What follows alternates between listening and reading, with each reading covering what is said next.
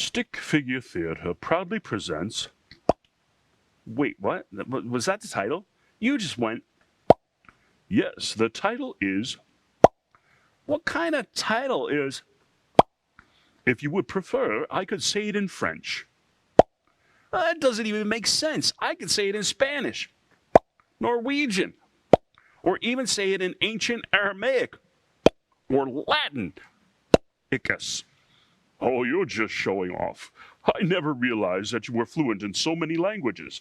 But if it's okay with you, I would like to continue. Let me clear my throat.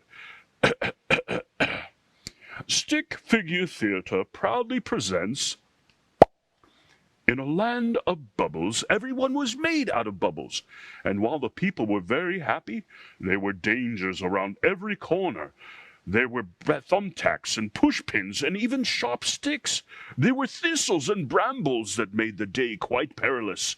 And yes, every rose has its thorn, just like every night has its dawn. And every cowboy sings a sad, sad song. Every rose has its thorn. Yes, it does. Excuse me, I digress. When anyone saw a cactus, it was not to be touched. Don't. And that's precisely why cactus were to be disposed of post haste. It's not like anyone could travel around in a bubble. That would just be silly. But words could also pop someone's bubble.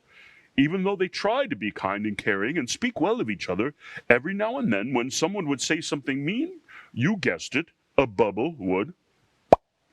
And it didn't have to be very big things that would cause a bubble to. But sometimes it was the smallest things.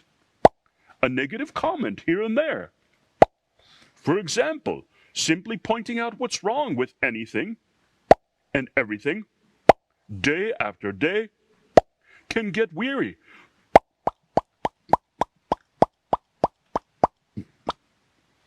So the people would need to think very carefully about how they would use their words. In our reading for today, David was singing and dancing before the Lord, and instead of celebrating with him, his wife gave him a mean look and criticized him. Those words hurt David. We may not be made out of bubbles, but sometimes we can hurt others by our words. Ephesians chapter 4, verse 29 shares this. Let no evil talk come out of your mouths, but only what is useful for building up, as there is need, so that your words may give grace to those who hear. Think about how you can build up others with your words. The end.